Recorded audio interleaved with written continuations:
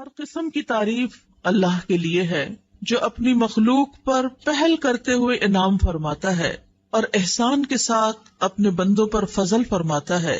اسی کے لیے ہر قسم کی حمد ہے صبح اور شام اور ہر وقت اور ہر لمحے.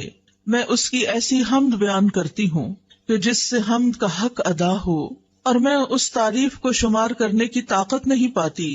اس کی وہی شان ہے جیسا کہ اس نے خود اپنی تعریف کی ہے. ہم انسان تو اس کی تعریف کرنے سے عاجز ہیں. ہم اس کو پہچاننے کا بھی پورا حق ادا نہیں کرتے تو تعریف کا حق کیسے ادا کر سکتے ہیں؟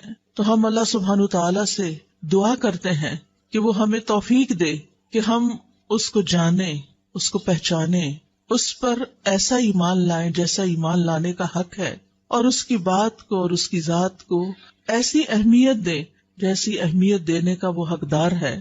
میری دعا ہے کہ اللہ سبحانہ تعالیٰ ہماری زندگیوں میں سب سے اہم ہمارے رب کی ذات کو کر دے. ہمارے دلوں میں سب سے زیادہ محبت اسی کی ہو، ہمارے دلوں میں سب سے زیادہ اسی کی ملاقات کا شوق ہو، ہم اس کی رحمتوں کو محسوس کریں، ہم کبھی اس سے مایوس نہ ہوں. اللہ سبحانہ تعالیٰ ہمیں آج کی اس مجلس سے بھرپور فائدہ اٹھانے کی توفیق عطا فرمائے. اللہ سبحانہ تعالیٰ ہمارا خالق ہے، وہی ہمارا مالک ہے، وہی ہمارا رازق ہے، اور وہی ہماری حفاظت فرمانے والا ہے. ہم تو اپنی حفاظت بھی خود نہیں کر سکتے. ماں کے پیٹ میں ہماری حفاظت کس نے کی؟ اللہ رب العزت نے. پیدائش کے وقت کتنے تنگ راستے سے نکالا، کس نے ہمیں زندہ سلامت باقی رکھا؟ اللہ نے. بچپن میں ماں ضرور خیال رکھتی ہے، لیکن اصل میں پالنے والا تو ہمارا رب ہی ہے، جس نے ہمارے لیے غذا کا اہتمام کیا، جس نے ہمیں کھانا پینا سکھایا، جس نے ہمیں بولنا سکھایا. الرحمن علم القرآن خلق الانسان علمہ البیان. اللہ نے انسان کو پیدا کیا اور اسی نے بولنا سکھایا. ہمارے اندر تو کوئی طاقت نہیں، ہم تو نہیں جانتے تھے نہ حروف کو نہ الفاظ کو. اسی نے ہمیں کان دیے، اسی نے ہمیں سنوایا، اسی نے ہمیں بلوایا، اسی نے ہمیں دکھایا، اسی نے ہمیں آنکھ اور کان اور دل دماغ اور سارے اعضاء دیے، جن کو ہم افسوس کے ساتھ یہ کہ اس کی فرما برداری کی بجائے اس کی نافرمانی میں استعمال کرنے لگتے ہیں. جن چیزوں کو دیکھنے سے وہ منع کرتا ہے ہم وہی دیکھنے لگتے ہیں، جن چیزوں کو سننے سے وہ منع کرتا ہے ہم وہی سننا شروع کر دیتے ہیں. لیکن اس کے باوجود وہ ہم پر اپنی رحمت فرماتا ہے، اور جو کچھ اس نے ہمیں دے رکھا ہے اس کو دیے رکھتا ہے، چاہے ہم اس کی مرضی کے مطابق استعمال کریں یا اس کی مرضی کے خلاف استعمال کریں.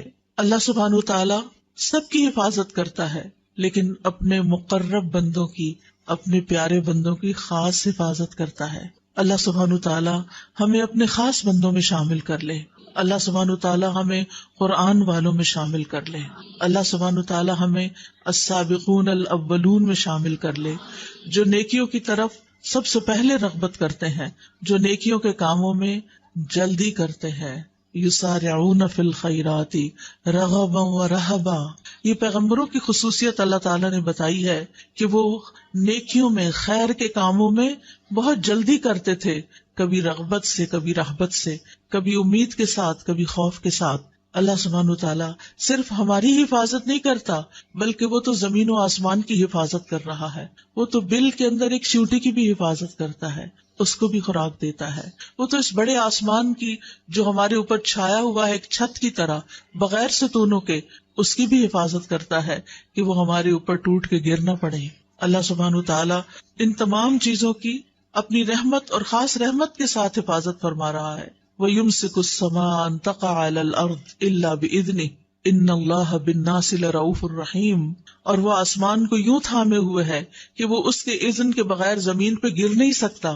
بلا شبہ اللہ بندوں پر بڑا ہی شفقت کرنے والا، بڑا ہی مہربان ہے. اور یہ حفاظت اس کے لیے کچھ مشکل کام بھی نہیں، اس پر کچھ بوجھ بھی نہیں. اللہ سبحانہ تعالیٰ پوری کائنات کی حفاظت فرما رہا ہے. وہ ستاروں اور سیاروں کو بھی ہم پہ گرنے نہیں دیتا. سورج، چاند، ستارے ہمارے اوپر سے گزر جاتے ہیں. اللہ سبحانہ تعالیٰ نے ان کو ایسے نظام میں باندھ کے رکھا ہوا ہے کہ ان میں سے کوئی بھی سرتابی کر کے ٹوٹ کے نیچے نہیں آتا. اور جو ستارے اس کے حکم سے ٹوٹتے بھی ہیں، فضا میں گرتے بھی ہیں، الحمدللہ ہمارے اوپر ان کی بارش نہیں برستی. کہ ہم رات سوئے پڑے ہوں اور اوپر سے کوئی ایسی چیز آ کے گرے کہ صبح اٹھ ہی نہ سکیں. کس طرح اللہ تعالیٰ جاگتے میں بھی اور سوتے میں بھی ہماری حفاظت کرتا ہے. پھر اللہ سبحانہ تعالیٰ اپنے مومن بندوں کی شیطان سے بھی حفاظت فرماتا ہے. شیطان جو ہمارا ازلی ابدی دشمن ہے، کس طرح اللہ سبحانہ تعالیٰ نے ہمیں اس سے بچا کے رکھا ہوا ہے.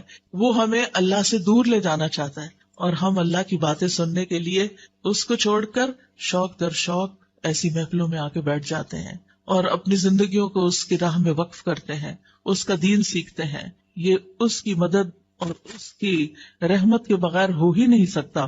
لہٰذا اللہ اپنے خاص بندوں کو شیطان سے بچا کر ان کے دلوں میں ایمان پیدا کر دیتا ہے اور ایمان کی محبت پیدا کر دیتا ہے، ایمان کو ان کے دلوں میں سجا دیتا ہے. وَلَٰكِنْ حَبَّبَ إِلَيْكُمُ الْإِيمَانَ وَزَيَّنَهُ فِي قُلُوبِكُمْ. اللہ نے ایمان کو تمہارے دلوں میں محبوب بنا دیا اور اس نے ایمان کو تمہارے دلوں میں سجا دیا. شیطان تو کبھی یہ کام نہ کرنے دیتا. اگر اللہ سبحانہ تعالیٰ کی خاص رحمت نہ ہوتی، پھر اللہ سبحانہ تعالیٰ جہاں ہماری دنیا کی مصلحتوں کی حفاظت کرتا ہے، اللہ سبحانہ تعالیٰ ہمارے دین اور ایمان کی حفاظت بھی فرماتا ہے. گمراہ کرنے والی خواہشات اور گمراہ کرنے والے شبہات اور شکوک سے بھی اور شیطان کے وسوسوں سے بھی ہمیں بچاتا ہے. اللہ سبحانہ تعالیٰ کا خاص شکر ہے کہ اس نے ہماری عقل کی حفاظت کی ہے کہ ہم بات سمجھ پاتے ہیں. اس نے ہمارے صحت کی حفاظت کی ہے کہ ہم اپنے کام چل پھر کے کر سکتے ہیں. اس نے ہماری قوتوں کی حفاظت کی ہے کہ ہم دیکھ سکتے ہیں، سن سکتے ہیں، بول سکتے ہیں، ہم بہت سے کام کر سکتے ہیں، چیزیں اٹھا سکتے ہیں، رکھ سکتے ہیں. اور اس میں آپ دیکھیے کہ خاص طور پر اللہ کے جو خاص بندے ہوتے ہیں جو اپنے اعضاء کو اللہ سبحانہ تعالیٰ کی رضا کے کاموں میں لگاتے ہیں، ان کی کس طرح اللہ تعالیٰ مدد فرماتے ہیں. ابو طیب الطبری کے بارے میں آتا ہے کہ وہ 100 سال کی عمر سے بھی زیادہ آگے بڑھ گئے تھے، لیکن وہ اپنی عقل اور قوت سے فائدہ اٹھا سکتے تھے، یعنی ان کی عقل برقرار تھی. عام طور پر تو یہ ہوتا ہے نا، جو لوگ بوڑھے ہونے لگتے ہیں ان کا حافظہ کمزور ہو جاتا ہے، وہ بھولنے لگتے ہیں اور بعض اوقات وہ بالکل بیکار ہو جاتے ہیں. انہوں نے کشتی سے زمین پہ چھلانگ لگا دی تو اس پر سب نے کہا کہ یہ آپ نے کیا کیا ہے، اس عمر میں چھلانگیں تو نہیں لگاتے. تو انہوں نے کہا یہ وہ اعضاء ہیں جن کی ہم نے بچپن میں اللہ کی نافرمانیوں سے حفاظت کی، تو آج اللہ تعالیٰ نے بڑھاپے میں بھی ہمارے اعضاء کو سلامت رکھا ہوا ہے. تو اگر ہم چاہتے ہیں کہ ہم جتنا بھی جئیں ہماری ان ساری نعمتوں کی حفاظت ہو، تو پھر ہمیں اللہ کی اطاعت میں جینا ہوگا. اللہ سبحانہ وتعالیٰ ہی کا خاص فضل ہے کہ وہ ہمارے مال اور اولاد کی حفاظت فرماتا ہے، اور خاص طور پر نیک بندوں کے. سورۃ کہف آپ پڑھتے ہوں گے ہر جمعے کو، اس میں یہ آیت آتی ہے نا، اما الجدار فکان لغلامین یتیمین فی المدینۃ وکان تحتہ کنز لہما وکان ابوہما صالحا. اور دیوار کی بات یہ ہے، وہ دیوار جسے خضر علیہ السلام نے، وہ گر چکی تھی تو اسے دوبارہ بنا دیا تھا، حالانکہ اس بستی والوں نے انہیں کھانا نہیں دیا تھا، پھر بھی انہوں نے وہ دیوار بنا دی ان کے لیے بغیر کسی قیمت کے. تو اس دیوار کا قصہ یہ تھا کہ وہ 2 یتیم لڑکوں کی تھی جو اس شہر میں رہتے تھے، اور اس دیوار کے نیچے ان کے لیے خزانہ مدفون تھا، اور ان کا باپ ایک نیک آدمی تھا. تو باپ کی نیکی کی وجہ سے اس کے فوت ہونے کے بعد اس کی اولاد کے خزانے کی وراثت کی حفاظت کی جا رہی ہے. لیکن آج ہم دیکھتے ہیں کہ جب مال حرام سے کمایا جاتا ہے اور حرام جگہوں پہ خرچ کیا جاتا ہے اور اولاد کو بھی حلال حرام کی تمیز نہیں سکھائی جاتی، تو پھر آپ نے دیکھا ہوگا، سنا تو ہوگا کہ کس طرح اولاد باپ کے مرنے کے بعد اپنے ہی باپ کی چھوڑی ہوئی وراثت پر لڑ لڑ کے مرتی ہے، اور کیسے کیسے جھگڑتی ہے، اور کیسے کیسے وہ آپس میں پھر ایک دوسرے کے گلے کاٹتے، اور بعض اوقات قتل و غارت تک نوبت آ جاتی ہے. لیکن اگر انسان اپنی زندگی کو اللہ کی اطاعت میں گزارتا ہے تو اس سے نہ صرف یہ کہ زندگی میں فائدہ ہوتا ہے، بلکہ مرنے کے بعد بھی اللہ تعالیٰ غائبانہ طریقے سے اولاد کی بھی حفاظت کرتا ہے اور مال کی بھی حفاظت کرتا ہے اور اس کام کی بھی حفاظت کرتا ہے جو آپ اپنی زندگی میں کرتے ہیں. اس حفاظت کے لیے آج میں آپ کو ایک دعا سکھاؤں گی اور اس کا مطلب بھی بتاؤں گی، تاکہ ہم اس دعا کو اپنی زندگی میں شامل کریں اور اللہ تعالیٰ ہماری قوتوں کی حفاظت فرمائے، اور پھر یہ حفاظت ہمارے مرنے کے بعد بھی جاری رہے. میرے پیچھے کہیے، اللہم متعنی بسمعی وبصری واجعلہما الوارث منی وانصرنی علی من ظلمنی وخذ منہ بثأری.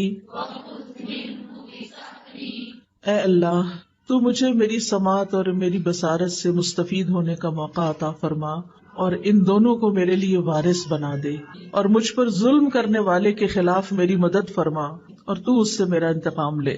صحابہ کی کثیر تعداد نے اس دعا کو روایت کیا ہے.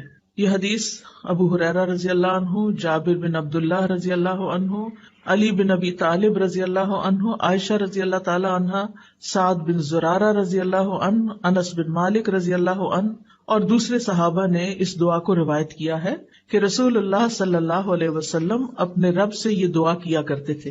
تو صحابہ بھی اس دعا کو پڑھتے تھے اور ہمیں بھی دعا پڑھنی چاہیے. دعا کا مطلب کیا ہے؟ اللہم متعنی بسمعی و بصری. یہاں لفظ متع استعمال ہوا. سم تو کان کو کہتے ہیں، بصر آنکھ کو کہتے ہیں. اللہم کا مطلب یا اللہ. تو نیا لفظ کیا ہے؟ متع. متع متع یمتع تمتیع متاع سے ہے. متاع کس کو کہتے ہیں؟ فائدے کی چیز. ٹھیک ہے نا. تو مطلب ہے اللہ ہمیں اپنی آنکھوں اور اپنی کانوں سے فائدہ اٹھانے کی توفیق دے. ان دونوں سے ہم لطف اندوز ہوں، حرام طریقے سے نہیں، حلال طریقے سے. یعنی اے اللہ مجھے ان دونوں سے ایسے فائدہ پہنچا کہ ان کو باقی رکھ. یعنی جب تک میں زندہ ہوں میرے یہ اعضاء کام کرتے رہیں. یعنی میری نظر نہ جائے، میری سننے کی طاقت نہ جائے، یہ دونوں صحت مند ہوں، مفید ہوں، یہاں تک کہ میری عمر پوری ہو جائے اور میں اپنے ان دونوں اعضاء کے ساتھ فائدہ اٹھاتا رہوں. آپ دیکھیں علم حاصل کرنے کے لیے آنکھیں اور کان دونوں ہی ضروری ہیں. یہ دونوں دل کے دروازے ہیں.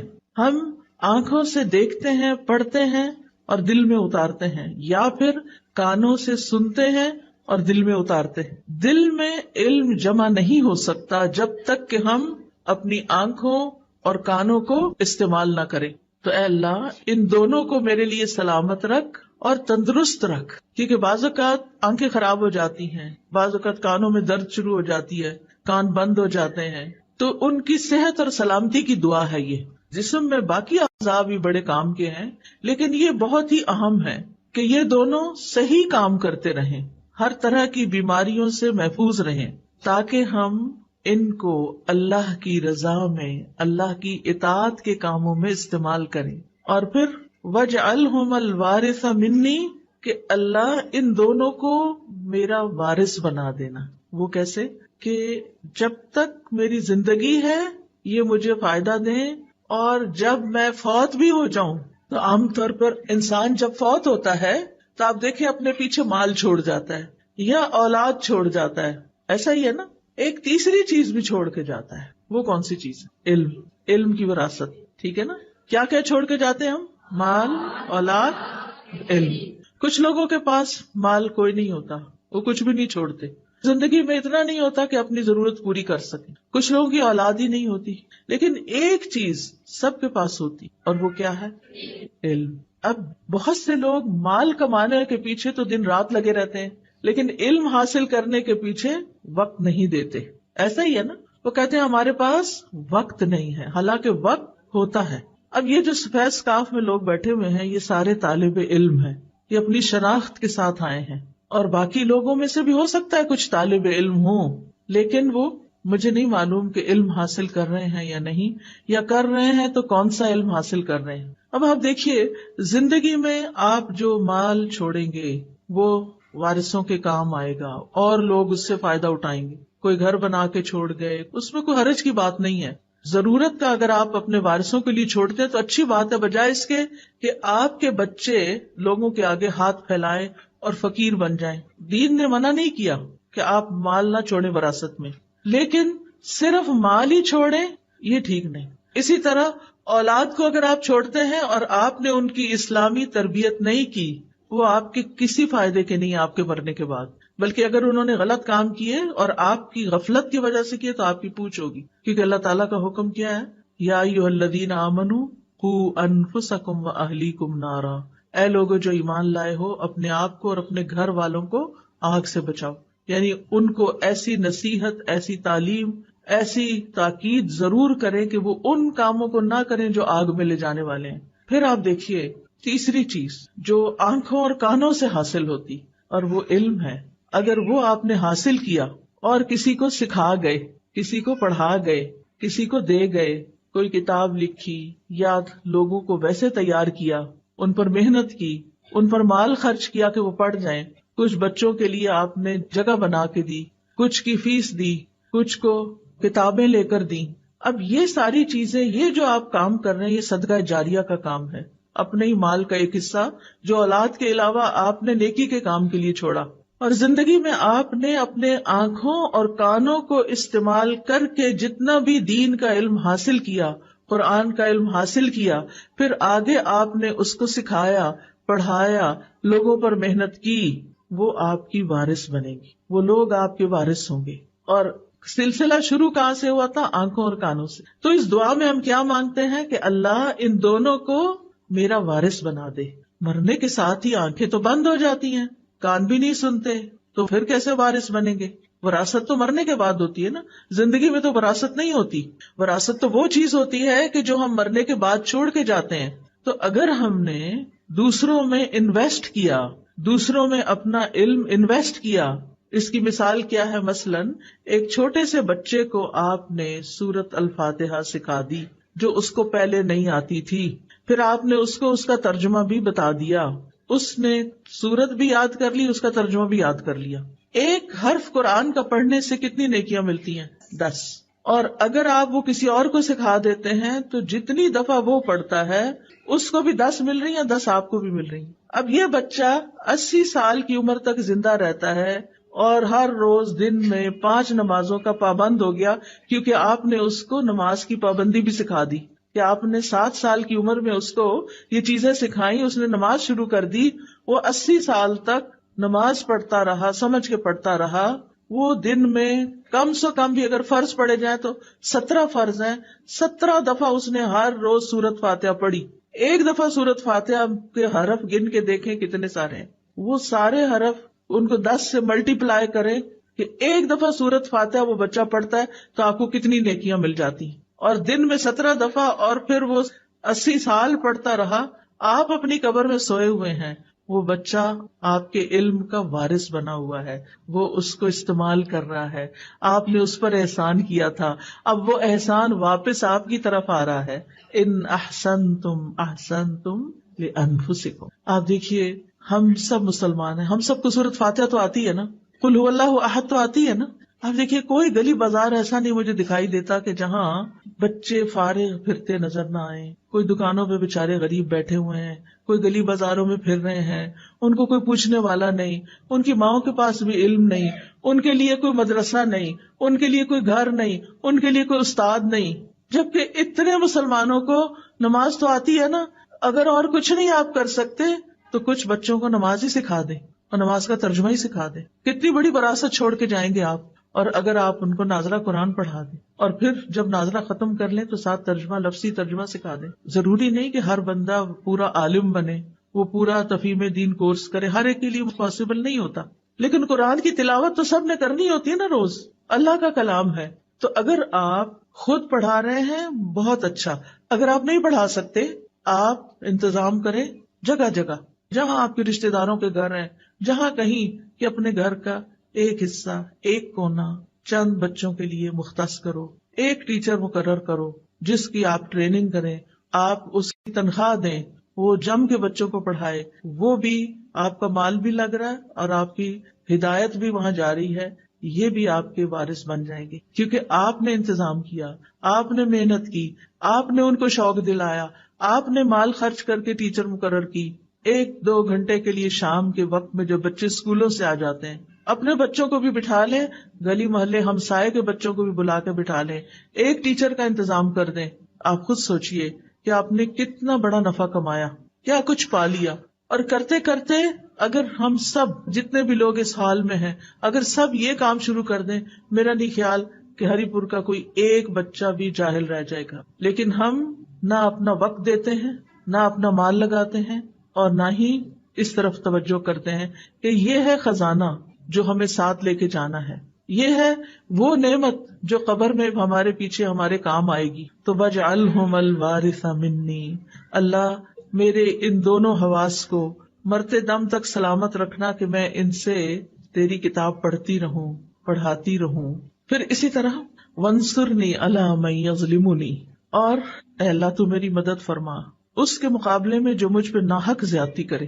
کیونکہ بعض اوقات لوگ جن کے پاس تھوڑی سی بھی طاقت ہوتی ہے ہمیں کمزور سمجھ کر ہمارے اوپر ظلم کرتے ہیں. یہ مختلف طرح کے ظلم ہو سکتے ہیں. مختلف طرح کے کیا ظلم ہو سکتے ہیں کہ بعض لوگ آپ کو ایموشنلی بلیک میل کرتے ہیں اور آپ پہ ظلم کرتے ہیں. بعض آپ کا مال چھین لیتے ہیں، بعض آپ کی وراثت کا حصہ چھین لیتے ہیں. بعض لوگ آپ کے اوپر ناحق الزام لگاتے ہیں. آپ نے کوئی غلط کام کیا نہیں ہوتا اور وہ کیا کرتے ہیں، وہ آپ کے اوپر جھوٹے الزام لگا دیتے ہیں اور ہم کچھ بھی کر نہیں پاتے. ہم مظلوم ہوتے، یا اللہ پھر کس کو پکارتے ہیں؟ اللہ کو پکارتے ہیں، یا اللہ تو ہی ہے ہمارا، تو ہماری مدد فرما اور اس ظلم کے مقابلے میں تو میرا ساتھ دے. اس لیے یہ دعا بڑی ہی ضروری ہے. اور ظلم کی کئی قسمیں ہوتی ہیں، صرف مار دھاڑی ظلم نہیں ہوتا.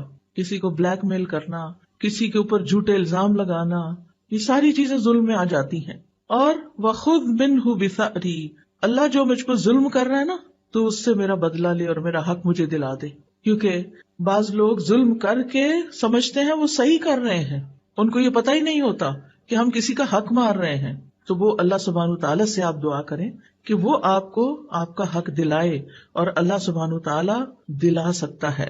اور پھر آپ دیکھیے کہ بعض اوقات یہ بھی ہوتا ہے کہ صرف لوگ ظالم نہیں ہوتے، ہم بھی ظالم بن جاتے ہیں. کسی ایک نے ہمارے خلاف کوئی بات کی ہوتی ہے، ہم ان کے پورے خاندان کو رگیت دیتے ہیں. اب وہ ظالم تو ہے لیکن جو مظلوم تھا وہ ظالم بن چکا اور دوسروں کے اوپر الزام تراشی کر رہا ہے، سب کو بیچ میں رگید رہا ہے، فلاں بھی ہے، فلاں بھی، فلاں بھی.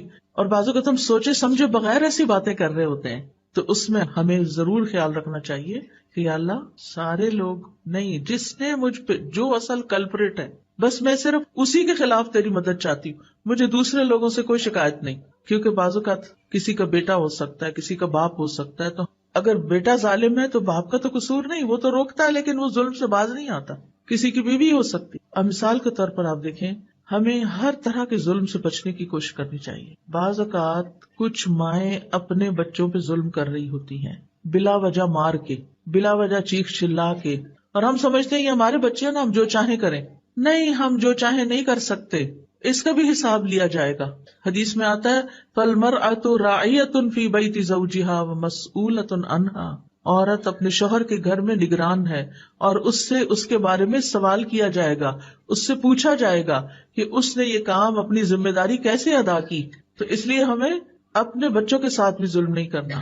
اچھا، بعض اوقات بعض خواتین اپنی بہوؤں کے ساتھ ظلم کرتی ہیں، ان کے اوپر اتنے کام ڈال دیتی ہیں جو ان کی ذمہ داری نہیں ہوتے، یا اگر ان کی کوئی بات پسند نہیں آتی تو ان کے خلاف بیٹے کے کان بھرتی ہیں، اور یہ بھول جاتی ہیں کہ اگر یہ گھر تباہ ہوا تو نقصان کس کا ہے؟ اپنا ہی ہے. جو لڑکی اس گھر سے چلی جائے گی کیونکہ اس کے اوپر ظلم ہو رہا تھا، تو آپ دیکھیں کہ آج پہلی شادی کرنا بھی کتنا مشکل ہو گیا، تو دوسری شادی کیسے کی جائے گی؟ پھر آپ دیکھیے کہ بعض لڑکیاں بزرگوں پہ ظلم کرتی ہیں، بعض بہویں ساسوں پہ ظلم کرتی ہیں. ان کے پاس کوئی ٹھکانہ نہیں رہنے کے لیے، لیکن وہ کسی صورت ان کو برداشت نہیں کرتی. آج رات تقریباً 10:30 کا ٹائم تھا، میں فون بند ہی کرنے لگی تو کسی کی کال آ گئی.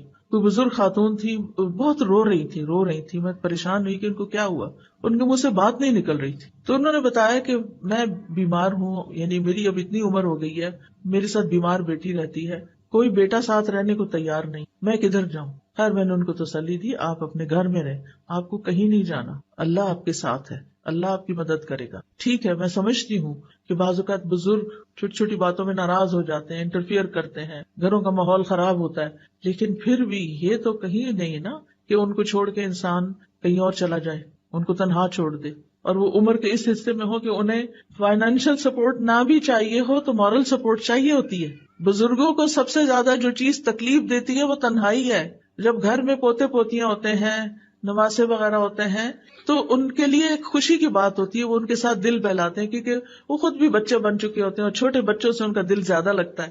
لیکن اگر لڑکیاں چند دن کے لیے بھی برداشت نہیں کر سکتی تو انہیں سوچنا چاہیے کہ ان پر بھی ایک وقت آنے والا ہے، وہ سمجھتے ہیں اس وقت وہ اپنے بچوں سے کھیل رہی ہیں، وہ ساری زندگی ان کے بچے رہیں گے.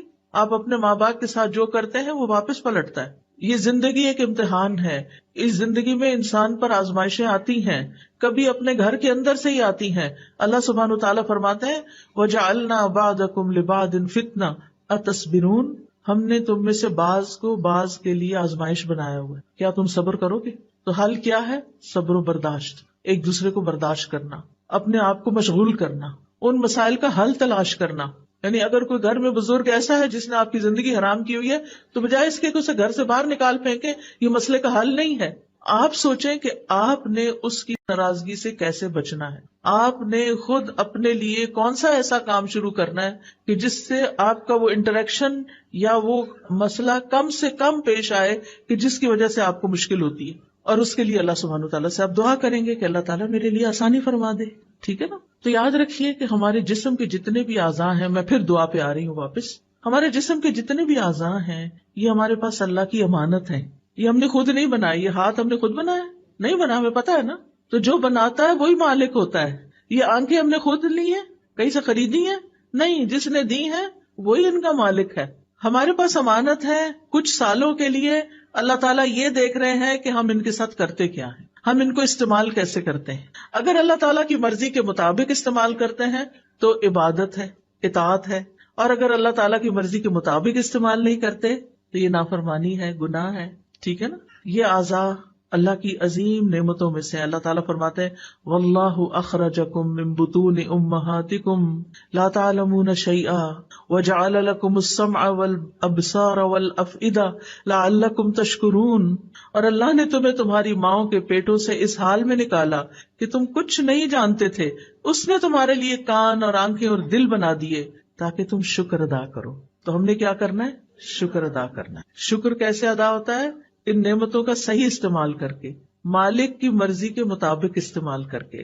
کانوں سے ہم کیا کچھ سنتے ہیں، کتنا کچھ سنتے ہیں، اور وہ سب کچھ ہمارے اندر جا رہا ہوتا ہے. آنکھوں سے ہم کیا کچھ دیکھتے ہیں، وہ سب کچھ ہمارے اندر جا رہا ہوتا ہے. یہ ہمارے دل کے ساتھ کنیکٹڈ ہے. اسی لیے ایک آنکھیں ظاہر میں ہیں اور ان کے پیچھے جہاں یہ کنیکٹ ہوتی ہیں وہاں دل کی بھی آنکھیں ہیں اور دل کے بھی کان ہیں. کچھ لوگ صرف ظاہری آنکھوں سے چیزوں کو دیکھتے ہیں، عبرت نہیں پکڑتے، اس سے کوئی سبق نہیں لیتے، وہ صرف سامنے کے سرفیس پہ دیکھ رہے ہیں. اور کچھ لوگ چیزوں کو دل کی آنکھ سے دیکھتے ہیں، گہرائی سے دیکھتے ہیں، سبق لیتے ہیں، اللہ کو پھر یاد کرتے ہیں. یتفکرون فی خلق السماوات والارض، آسمانوں اور زمین کی تخلیق میں غور و فکر کرتے ہیں، پکار اٹھتے ہیں ربنا ما خلقت ھذا باطلا، اے ہمارے رب تو نے اس کو بیکار نہیں پیدا کیا، سبحانک تو پاک ہے کہ کوئی بیکار کام کرے، فقنا عذاب النار تو ہم سب کو آگ کے عذاب سے بچا لے.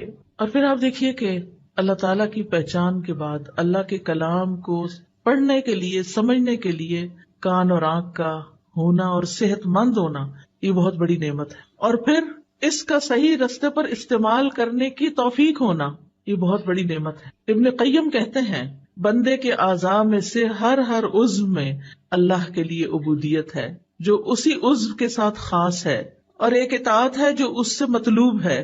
وہ عضو اسی کے لیے پیدا کیا گیا ہے اور اسی اطاعت کے لیے مہیا کیا گیا ہے. یعنی ہمیں یہ سب کچھ کسی مقصد کے لیے دیا گیا ہے. تو اعضاء کو استعمال کرنے کے حوالے سے بندوں کی 3 قسمیں ہیں، 3 طرح کے لوگ ہیں. نمبر 1 وہ لوگ جو ان اعضاء کو پیدا کیے جانے کے مقصد کو پورا کرتے ہیں، یعنی ان اعضاء سے وہی کام لیتے ہیں جن کے لیے یہ پیدا کیے گئے. یہ بہت نفع مند تجارت کر رہے ہیں، اپنے لیے بہت کچھ اکٹھا کر رہے ہیں، جیسے میں نے سورۃ فاتحہ سکھانے کی مثال دی. نمبر 2 جس مقصد کے لیے اعضاء کو پیدا نہیں کیا گیا وہ کام کرتے ہیں، یہ دوسری قسم کے لوگ ہیں. ایسے لوگ سخت خسارے میں ہیں کہ انہوں نے ان آنکھوں سے وہ کچھ دیکھا جو اللہ کی نافرمانی کا تھا، جس کو دیکھنے سے اللہ نے منع کیا تھا. آج آپ دیکھیں کتنے ہی لوگ ہیں کہ موبائل فون کے فتنے کی وجہ سے ننگی فلمیں، گندی فلمیں، جھوٹی باتیں، فضول ڈرامے اور پتہ نہیں کیا کچھ دیکھتے رہتے ہیں. یہ آنکھوں کا غلط استعمال ہے، کانوں کا غلط استعمال ہے. اس پر پوچھا جائے گا، اس پر پکڑ ہوگی، اس کام سے توبہ کرنی چاہیے. تیسرے وہ لوگ ہیں جو ان اعضاء کو بیکار چھوڑ دینے والے ہیں، کچھ نہیں کرتے، نہ کوئی اچھا کام نہ کوئی برا کام، بس سو کے وقت گزار دیتے ہیں، کھا پی کے بس وقت گزار دیتے ہیں، نہ غور و فکر کرتے ہیں، نہ کچھ پڑھتے ہیں، نہ کچھ سنتے ہیں. انہیں قرآن کی تلاوت کی توفیق نہیں، انہیں قرآن سننے کی توفیق نہیں، انہیں کہیں جا کر علم حاصل کرنے کی توفیق نہیں، کسی کو سکھانے کی توفیق نہیں. ایسے لوگ اپنا نقصان کر رہے ہیں. آج جو آپ لوگ یہاں میرے سامنے بیٹھے ہیں، میں بعض چہرے ایسے دیکھ رہی ہوں کہ جس میں ماشاءاللہ بالکل بزرگ خواتین ہیں، ان کو اللہ نے اس عمر میں شوق دے دیا کہ وہ قرآن پڑھیں اور سیکھیں اور سکھائیں، اور یہ بھی خوش قسمتی کی علامت ہے. علم حاصل کرنے کے لیے کوئی عمر کی قید نہیں، مرتے دم تک انسان کو سیکھتے رہنا چاہیے. اور اگر بھول بھی جاتا ہے، نہیں سمجھ آتا، آپ اس مجلس میں بیٹھے رہتے ہیں، کچھ تو حاصل ہوتا ہے نا، کیونکہ ایسی مجالس میں بیٹھنے والوں کی بھی بخشش کر دی جاتی. تو پہلی قسم کا جو شخص ہے اس کا ہر کام عبادت ہے، کیونکہ وہ جس چیز کو دیکھتا ہے عبرت کی نگاہ سے دیکھتا ہے، کچھ سبق لیتا ہے اور اللہ کو یاد کرتا ہے.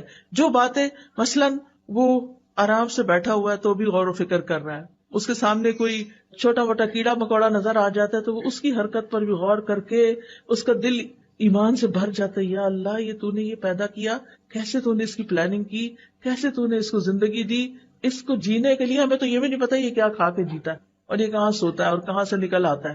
وہ ہر چیز کو دیکھ کر ایک سبق لے رہے ہوتے ہیں.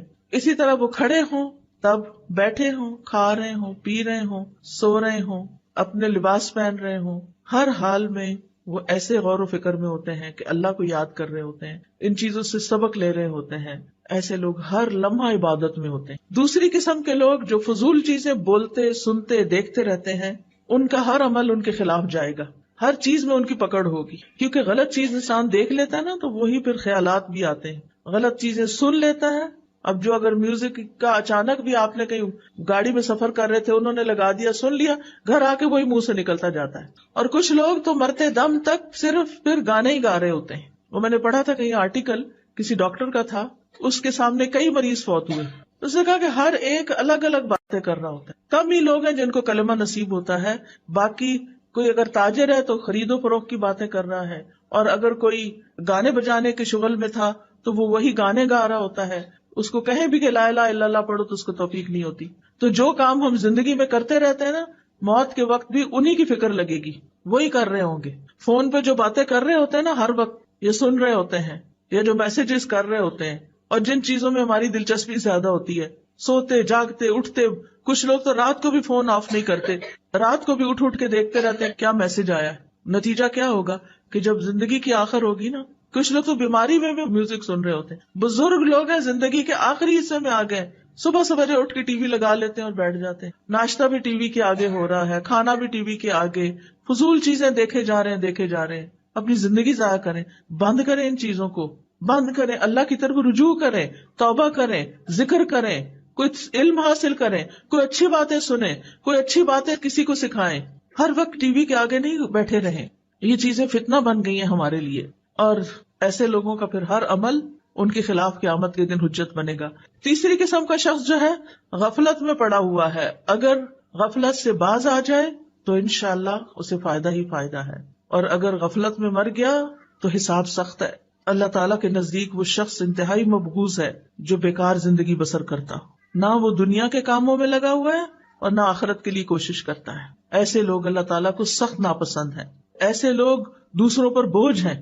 اب دیکھیں کئی مائیں کتنی پریشان ہوتی ہیں کہ بچے نہ اسکول جاتے، نہ پڑھتے ہیں، نہ کوئی کاروبار کرتے ہیں، نہ شادی کرتے ہیں، نہ کسی اور کام میں ہیں، بیکار ہی بیکار. ان کے لیے دعا بھی کرنی چاہیے، اور اللہ ایسے لوگ پیدا کرے کہ جو ایسے بچوں کو کوئی راہ دکھائے. لیکن جو شخص اللہ کی اطاعت میں اپنے اعضاء استعمال کرتا ہے تو نبی صلی اللہ علیہ وسلم نے فرمایا، یہ حدیث قدسی ہے، نبی صلی اللہ علیہ وسلم روایت کرتے ہیں اللہ تعالیٰ سے، اللہ تعالیٰ فرماتے ہیں میرا بندہ جن جن عبادتوں کے ذریعے سے میرا قرب حاصل کرتا ہے ان میں سے کوئی عبادت مجھے اتنی پسند نہیں جتنی وہ عبادت پسند ہے جو میں نے اس پہ فرض کی ہے. سب سے زیادہ ثواب کس عبادت کو کرنے کا؟ جو فرض ہے، جیسے فرض نماز ہے، فرض روزہ ہے، فرض زکوٰۃ کی ادائیگی ہے. کچھ لوگ سارا سال صدقہ کرتے رہتے ہیں، زکوٰۃ نہیں دیتے. یہ صدقات تو بہت کم پڑیں گے زکوٰۃ کے مقابلے میں. تو فرض ادا کرنا اللہ تعالیٰ کے نزدیک سب سے زیادہ پسند ہے. پھر فرمایا میرا بندہ نوافل کے ذریعے مجھ سے اتنا قریب ہو جاتا ہے کہ میں اس سے محبت کرنے لگ جاتا ہوں. اللہ تعالیٰ ایسے بندوں سے محبت کرتے ہیں جب میں اس سے محبت کرنے لگ جاتا ہوں تو میں اس کا کان بن جاتا ہوں جس سے وہ سنتا ہے، اس کی آنکھ بن جاتا ہوں جس سے وہ دیکھتا ہے، اس کا ہاتھ بن جاتا ہوں جس سے وہ پکڑتا ہے، اس کا پاؤں بن جاتا ہوں جس سے وہ چلتا ہے. اگر وہ مجھ سے مانگے تو میں اسے دیتا ہوں، اگر وہ مجھ سے پناہ کا طلبگار ہو تو میں اس کو پناہ دیتا ہوں. اور میں کسی چیز میں تردد نہیں کرتا جس کو میں کرنے والا ہوتا ہوں جو مجھے مومن کی جان نکالنے کے وقت ہوتی ہے. وہ مومن موت کو بوجہ تکلیف پسند نہیں کرتا، اور مجھے بھی اسے تکلیف دینا اچھا نہیں لگتا. اب کیا مطلب ہے کان بن جاتا ہوں، آنکھ بن جاتا ہوں؟ مطلب یہ ہے کہ وہ اپنے کانوں آنکھوں سے بس وہی کام لیتا ہے جو اللہ کو پسند ہوتے ہیں. وہ اپنے سارے اعضاء کو اللہ کی اطاعت میں لگا دیتا ہے، یہ اللہ کی توفیق اس کو مل جاتی، اس کے لیے آسانی ہو جاتی. اور جو ان سے کام نہ لے، اللہ سبحانہ وتعالیٰ فرماتے ان شر الدواب عند اللہ الصم البکم الذین لا یعقلون، بے شک جانداروں میں سب سے برے اللہ کے نزدیک وہ بہرے گنگے لوگ ہیں جو عقل سے کام نہیں لیتے، یعنی اپنے ان اعضاء کو استعمال نہیں کرتے. ایسے لوگ اندھیروں میں ہیں، گمراہ ہیں، غافل ہیں. اب ہمیں کرنا کیا چاہیے؟ سب سے پہلے تو یہ کہ ان کانوں سے اللہ کے احکامات سننے چاہیے. اللہ تعالیٰ کیا فرما رہے ہیں؟ اللہ تعالیٰ فرماتے ہیں واتقوا اللہ واسمعوا، اللہ سے ڈرو اور سنو اللہ تعالیٰ کیا فرما رہا ہے. واسمعوا واطیعوا، سنو اور اطاعت کرو. تو سماعت علم کے حصول کا سب سے پہلا سبب ہے. سننے سے، یعنی اس بچہ جب ابھی پڑھنے کے قابل نہیں ہوتا سن کے سیکھ لیتا ہے. اور بعض بچوں کی مائیں ماشاءاللہ پریگنینسی میں بھی قرآن سنتی ہیں، اور جب بچے کو دودھ پلاتی ہیں تو قرآن سنتی رہتی ہیں، جب کوئی کام کرتی ہیں تو قرآن سنتی رہتی ہیں. ایسے بچے چھوٹی چھوٹی عمر میں جب بولنے کے قابل ہوتے ہیں ان کے منہ سے قرآن جاری ہو رہا ہوتا ہے. آیتوں کی آیتیں، دعاؤں کی دعائیں یاد کر چکے ہوتے ہیں کیونکہ ماں سنتی تھی. وہ ماں کے پیٹ میں بھی سن رہے تھے، وہ پیدا ہو کے بھی سن رہے تھے، وہ بولنے تک سنتے رہے. سن کے انہوں نے بہت کچھ سیکھ لیا. ساری زندگی کے لیے ان کے اندر وہ چیزیں جمع ہو گئی. اور کچھ مائیں کیا سنتی ہیں پریگنینسی میں، اور کیا دیکھتی ہیں پریگنینسی میں. اور بچہ چھوٹا ہوتا ہے تو گھر میں کیا دیکھ رہا ہوتا ہے، اور اس کے ہاتھ میں موبائل پکڑا دیتی، کارٹون لگا دیتی. وہ کارٹون دیکھ کے بڑے ہو رہے ہیں. وہ پھر آپ کی اطاعت کہاں سے کریں گے؟ وہ اللہ کے بندے کہاں سے بنیں گے؟ سفیان ابن عیینہ کہتے ہیں علم کی ابتدا غور سے سننے سے ہوتی ہے، پھر خاموش ہو کر سننا، پھر اس کو یاد کرنا، پھر اس پر عمل کرنا، پھر اس کو آگے پہنچانا. کیونکہ جب تک سنیں گے نہیں اس وقت تک سیکھیں گے نہیں، اور اگر سیکھیں گے نہیں تو ہدایت کہاں سے ملے گی. اور یہ بھی یاد رکھیے اللہ جس میں خیر دیکھتا ہے اس کو سنوا دیتا ہے، اور پھر جو سنتے نہیں یا سنی انسنی کر دیتے ہیں تو پھر وہ اپنے آپ پر خود ظلم کرتے ہیں. دوسرے یہ کہ کچھ لوگ ایسی چیزیں سنتے ہیں جو حرام ہیں، لغو ہیں، موسیقی ہے جیسے، اور لہو و لعب کی چیزیں ہیں، یا پھر غیبت، جھوٹ، چغلی، فضول باتیں، لغو باتیں. تو یہ اللہ کی نافرمانی کے کام ہیں. تیسرے ایسے ہیں جنہوں نے وہ باتیں سنی جو کام کی تھی، اور کبھی ایسی بھی سن لی کہ جو لغو تھی. جو ہی وہ لغو سنتے ہیں تو وہاں سے اعراض برتتے ہیں. وَإِذَا سَمِعُوا اللَّغْوَ أَعْرَضُوا عَنْهُ، یہ عباد الرحمان کی صفات ہیں کہ بیہودہ باتیں انہیں پسند نہیں، فضول باتوں میں ان کا دل نہیں لگتا، اور اس میں وہ اپنا وقت ضائع نہیں کرتے.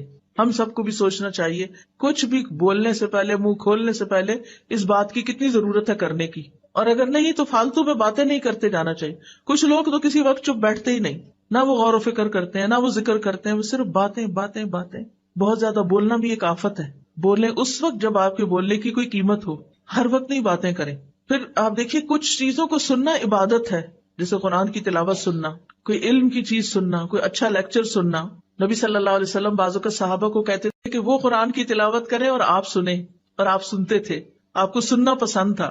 ان کا طریقہ یہ ہوتا تھا کہ وہ کسی جماعت میں بیٹھتے تو حلقہ بنا لیتے، ایک پڑھتا اور باقی سب سنتے، پھر دوسرا پڑھتا سنتے. اس طرح دور ہوتا ہے. مثلاً آپ نے تجوید بھی سیکھ لی، قرآن پڑھ لیا، سب کچھ، آپ حلقہ ایک بنا کے اپنا اپنا سب پڑھ سکتے ہیں. اگر ایک ٹیچر بیچ میں ہو تو وہ کریکشن بھی کر سکتی ہے. عبداللہ بن مسعود کہتے ہیں مجھ سے نبی صلی اللہ علیہ وسلم نے فرمایا مجھے قرآن پڑھ کر سناؤ. میں نے کہا آپ کو میں پڑھ کے سناؤں؟ وہ تو آپ پہ نازل ہوا ہے. آپ نے فرمایا میں دوسرے سے سننا چاہتا ہوں. اس لیے قرآن سننا ایک عبادت ہے. آپ بھی ضرور سنا کریں، کچھ وقت نکالا کریں کہ آپ تلاوت سنیں اور خاموشی سے سنیں. وَإِذَا قُرِئَ الْقُرْآنُ فَاسْتَمِعُوا لَهُ وَأَنصِتُوا لَعَلَّكُمْ تُرْحَمُونَ. جب قرآن پڑھا جائے تو اسے کان لگا کے سنو اور چپ رہو تاکہ تم پہ رحم کیا جائے. تو قرآن سننے سے اللہ کی رحمت آتی ہے. پھر کانوں سے وہ چیزیں نہ سنیں جو حرام ہیں، جیسے غیبت، چغلی. اگر کوئی کر رہا ہو تو اس کو روکیں، یعنی غیبت کرنے والا تو مجرم ہے ہی، سن کے ہاں میں ہاں ملانے والا بھی برابر کا شریک ہے. اس لیے اگر کوئی کر رہا ہو تو دلچسپی نہ لیں اور ادھر ادھر بات کو ختم کرنے کی کوشش کریں. پھر اسی طرح اگر کوئی دین کا مذاق اڑا رہا ہو اس مجلس سے اٹھ جائیں، وہاں نہ بیٹھیں. پھر اسی طرح تجسس نہ کریں، کان لگا کے دوسروں کی باتیں نہ سنیں. کانوں کے زنا سے بھی بچیں، اور کانوں کا زنا فحش باتیں سننا ہے. فحش گفتگو کرنے سے بچیں تاکہ آپ بولیں اور آپ کے کان سنیں، یہ بھی غلط ہے. پھر اسی طرح لغو باتیں نہ سنیں، جھوٹ نہ سنیں. اسی طرح آنکھوں کا صحیح استعمال کریں، کائنات میں غور و فکر کریں، عبرت حاصل کریں، اچھی کتابیں پڑھیں، قرآن کی تفاسیر پڑھیں، احادیث پڑھیں. ابن تیمیہ کہتے ہیں اللہ سبحانہ تعالیٰ نے اپنی کتاب میں آنکھوں کو جھکا کر رکھنے کا حکم دیا ہے. اس کی 2 اقسام ہیں. پہلی، پردے کے لائق مقام کو دیکھنے سے نظر جھکانا، یعنی عورتوں کو نہیں دیکھنا چاہیے. دوسری، شہوت کے مقام کو دیکھنے سے نظر جھکانا، یعنی کسی کی شرمگاہ کو نہیں دیکھنا چاہیے. آنکھ کا بھی حساب ہوگا کہ کہاں کہاں کیا دیکھتے رہے. لہٰذا ایسی تصویریں بھی نہ دیکھیں کہ جو ننگی ہوں، جس میں دوسروں کی عورہ نظر آ رہی ہو. حرام چیزوں کی طرف نہ دیکھیں، فحش ویڈیو، فحش تصاویر. پھر اسی طرح غیر محرم مردوں کو نہ دیکھیں. کوئی ضرورت کی بات ہو تو کر لیں، ورنہ خواہ نہ دیکھتے چلے جائیں. اپنی نگاہیں جھکا کے رکھیں. اور اسی طرح مرد بھی، کیونکہ دونوں کے لیے اللہ تعالیٰ نے الگ الگ حکم دیا، عورتوں کو بھی دیا، مردوں کو بھی دیا. آنکھ کی حفاظت کرنے والے کے لیے جنت کا وعدہ بھی ہے، اور جو شخص حرام سے اپنی آنکھیں بچا کے رکھتا ہے اللہ اس کی عبادت میں لذت پیدا کر دیتا ہے. آنکھوں کو اللہ کے راستے میں جگائیں بھی، بہت زیادہ سوتے نہ رہیں. کچھ لوگ رات کو بھی سوتے پھر دن کو اٹھتے پھر دوبارہ دن کو بھی سوتے ہیں. اپنی نیند کو کم کریں. پھر اللہ کے ڈر سے روئیں بھی. قرآن کو دیکھ کر پڑھیں چاہے آپ کو حفظ ہو. نبی صلی اللہ علیہ وسلم نے فرمایا جو آدمی چاہتا ہے کہ اسے اللہ اور اس کے رسول سے محبت ہو، اسے قرآن مجید کی تلاوت مصحف دیکھ کے کرنی چاہیے. بعض اوقات ہم موبائل پہ ہی پڑھ لیتے ہیں سفر وغیرہ میں، لیکن افضل یہی ہے کہ ہم قرآن مجید سے ہی پڑھیں، اس کو دیکھ کے پڑھیں. پھر اسی طرح غور و فکر کرتے ہوئے اپنے کام پہ نظر رکھیں، ادھر ادھر نہ دیکھیں وہ کیا کر رہا ہے وہ کیا کر رہا ہے. بعض لوگ لیکچر میں آتے ہیں، ذرا سا کوئی اٹھا ہلا جلا سب سننا چھوڑ کے، دیکھنا چھوڑ کے ادھر دیکھنا شروع ہو جاتے ہیں اور پیچھے پیچھے ان کے چلتے جاتے ہیں. کیا حاصل، کیا کمایا آپ نے؟ ایک بندہ ہے دیر سے آیا ہے، اب وہ جگہ دیکھ رہا ہے اپنی، تو ساتھ آپ اس کو جگہ ڈھونڈ کے دے رہے ہیں. آپ اپنی جگہ پہ بیٹھ کے کیا کریں گے اس کے لیے اگر آپ توجہ اپنی ادھر لگائے ہوئے ہیں. پھر اسی طرح دعا کا جو ایک آخری حصہ ہے وہ ظالم کے خلاف اللہ سے مدد چاہنا ہے. انسان کی زندگی میں کچھ بھی مشکلات آئیں، سب سے پہلے اللہ پہ توکل کریں. میرا یہ مسئلہ اللہ حل کرے گا، اللہ پر بھروسہ کریں. وَمَن يَتَوَكَّلْ عَلَى اللَّهِ فَهُوَ حَسْبُهُ، جو اللہ پہ بھروسہ کر لیتا ہے اللہ تعالیٰ اس کے لیے کافی ہو جاتا ہے. یہ کہا کر اللہ تو میرے لیے کافی ہے ان سب کے مقابلے میں. حسبی اللہ ونعم الوکیل نعم المولا ونعم النصیر. اور یہ یقین رکھیں اللہ کے اذن کے بغیر کوئی مخلوق آپ کو نقصان نہیں دے سکتی، کوئی آپ کا کچھ نہیں بگاڑ سکتا. لوگوں کی اذیتوں کے مقابلے پر اللہ کی مدد لیں، اللہ کا سہارا لیں. مخلوق کے شر سے صرف اللہ ہی بچا سکتا ہے. یعقوب علیہ السلام اور ان کے محبوب لاڈلے بیٹے یوسف علیہ السلام کے درمیان ایک عرصے تک جدائی ہو گئی تھی، مشکل آئی تھی، آزمائش آئی تھی، لیکن انہوں نے کیا کہا تھا؟ فاللہ خیر حافظا وہو ارحم الراحمین. ان کو نہیں پتا تھا بیٹا کہاں ہے. بعض علماء کہتے ہیں یوسف علیہ السلام 40 سال تک گم رہے، لیکن اللہ نے ان کو ان کے باپ کی طرف واپس لوٹایا جو یہ کہا کرتے تھے فاللہ خیر حافظا وہو ارحم الراحمین. جب آپ کو بھی اپنی اولاد کے بارے میں فکر ہو، آپ انہیں رخصت کر رہے ہیں، ظاہر ہے ساری زندگی اولاد کو ساتھ تو نہیں رکھ سکتے، کوئی باہر کے ملک چلے جاتے ہیں، کوئی کہیں اور جا رہے، تو آپ کے دل میں وسوسے آتے ہیں کہ پتہ نہیں کیا بنے گا، پتہ نہیں کیسا ماحول ہوگا، کہیں ان کا ایمان نہ چلا جائے. تو یہ دعا پڑھا کریں اللہ خیر حافظا وہو ارحم الراحمین. ابراہیم علیہ السلام کی حفاظت کس نے کی تھی؟ اللہ نے. آگ سے بچا لیا تھا. موسیٰ علیہ السلام کی حفاظت پانی میں کس نے کی تھی؟ اللہ نے. سلیمان علیہ السلام کی حفاظت کس نے کی تھی؟ اللہ نے. جنوں سے ان کو بچایا تھا. عیسیٰ علیہ السلام کی حفاظت کس نے کی تھی کہ ان کو ان کے دشمنوں سے بچا کے آسمان پہ اٹھا لیا تھا؟ اللہ نے. اللہ اپنے بندوں کی غیبی مدد کے ذریعے حفاظت کرتا ہے. رسول اللہ صلی اللہ علیہ وسلم کی غار ثور میں حفاظت کس نے کی تھی؟ اللہ نے. لہٰذا جب آپ دعا مانگے، آپ کو خوف ہو، خطرہ ہو دشمنوں سے، تو آپ یہ کہا کرنا اللہ جیسے آپ نے ابراہیم علیہ السلام کی حفاظت کی، جیسے آپ نے باقی ایک ایک کا نام لے کے جو میں نے ابھی آپ کو ذکر کی، اللہ میرے بچوں کی بھی ایسے ہی حفاظت فرما. اللہ سبحانہ تعالیٰ نے ہر بندے کی حفاظت کا ذمہ لیا ہوا ہے. مجاہد کہتے ہیں ہر انسان پر ایک فرشتہ مقرر ہے جو نیند کی حالت میں اور جاگتے ہوئے اس کی جنات، انسانوں اور کیڑے مکوڑوں سے حفاظت کرتا ہے. اور خاص طور پر اگر آپ رات کو آیت الکرسی پڑھ کے سوتے ہیں، آمن الرسول آخر تک پڑھ کے سوتے ہیں، تو آپ کے لیے فرشتے مقرر کر دیے جاتے ہیں جو آپ کی حفاظت کرتے ہیں۔ کعب احبار کہتے ہیں اگر اللہ تعالیٰ تم پر فرشتے مقرر نہ کرتا جو تمہارے کھانے، تمہارے پینے، تمہارے پردے کی چیزوں میں تمہارا دفاع نہ کرتے تو جن تمہیں اچک کے لے جاتے، لیکن یہ اللہ ہی حفاظت کرتا ہے اور فرشتوں کے ذریعے کرتا ہے۔ تو اب دعا کر لیتے ہیں، اللہ سبحانہ وتعالی ہماری حفاظت فرمائے۔ سبحان اللہ والحمد للہ ولا الہ الا اللہ واللہ اکبر ولا حول ولا قوة الا باللہ العلی العظیم۔ اللہم صل علی محمد وعلی آل محمد کما صلیت علی ابراہیم وعلی آل ابراہیم انک حمید مجید۔ اللہم بارک علی محمد وعلی آل محمد کما بارکت علی ابراہیم وعلی آل ابراہیم انک حمید مجید۔ اللہم اصلح لی سمعی وبصری واجعلہما الوارثین منی وانصرنی علی من ظلمنی وارنی منہ ثأری۔ اے اللہ میری سماعت اور میری بصارت کی اصلاح کر دے اور ان دونوں کو میرا وارث بنا دے، جو مجھ پہ ظلم کرے اس کے خلاف میری مدد فرما اور مجھے اس سے انتقام لے کر دکھا۔ اللہم اقسم لنا من خشیتک ما تحول به بیننا وبین معصیتک ومن طاعتک ما تبلغنا به جنتک ومن الیقین ما تهون به علینا مصیبات الدنیا ومتعنا باسماعنا وابصارنا وقوتنا ما احییتنا واجعلہ الوارث منا واجعل ثأرنا علی من ظلمنا وانصرنا علی من عادانا ولا تجعل مصیبتنا فی دیننا ولا تجعل الدنیا اکبر ہمنا ولا مبلغ علمنا ولا تسلط علینا من لا یرحمنا۔ اے اللہ ہم میں اپنا خوف اتنا تقسیم کر دے کہ ہمارے اور ہمارے گناہوں کے درمیان حائل ہو جائے، اور اپنی فرما برداری ہم میں اتنی تقسیم کر دے کہ وہ ہمیں تیری جنت تک پہنچا دے، اور اتنا یقین کہ ہم پر دنیا کی مصیبتیں آسان ہو جائیں، اور جب تک ہم زندہ ہیں ہمیں ہماری سماعت، ہماری بصارت، ہماری قوت سے فائدہ اٹھانے کی توفیق دے اور اسے ہمارا وارث بنا دے، اور ہمارا انتقام اسی تک محدود کر دے جو ہم پر ظلم کرے، اور جو ہم سے دشمنی رکھے اس کے مقابلے میں ہماری مدد فرما، اور ہمارے دین میں ہم پر مصیبت نازل نہ فرما، اور دنیا کو ہی ہمارا اصل اور بڑا غم نہ بنا، اور نہ دنیا کو ہمارے علم کی انتہا بنا، اور ہم پر کسی ایسے شخص کو مسلط نہ کر جو ہم پر رحم نہ کرے۔ اللہم اجعل فی قلبی نورا وفی لسانی نورا واجعل فی سمعی نورا واجعل فی بصری نورا واجعل من خلفی نورا ومن امامی نورا واجعل من فوقی نورا ومن تحتی نورا اللہم اعطنی نورا۔ اللہم انی اعوذ بک من شر سمعی ومن شر بصری ومن شر لسانی ومن شر قلبی ومن شر منی۔ اے اللہ میں تیری پناہ چاہتا ہوں اپنے کان کی برائی سے، اپنی آنکھ کی برائی سے، اپنی زبان کی برائی سے، اپنے دل کی برائی سے، اور اپنے مادہ منویہ کی برائی سے۔ یا اللہ ہمیں ہمارے نفس کے شر سے بچا لینا، اللہ ہمیں سماعت اور بصارت کے زائل ہو جانے سے بچا لینا۔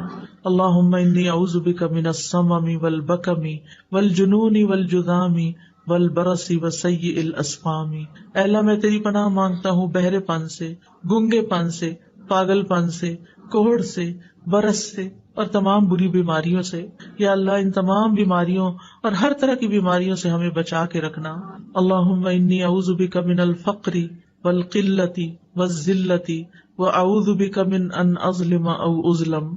اے اللہ میں فقر و فاقہ، قلت اور ذلت سے تیری پناہ میں آتا ہوں، اور اس بات سے تیری پناہ میں آتا ہوں کہ میں کسی پہ ظلم کروں یا کوئی مجھ پہ ظلم کرے۔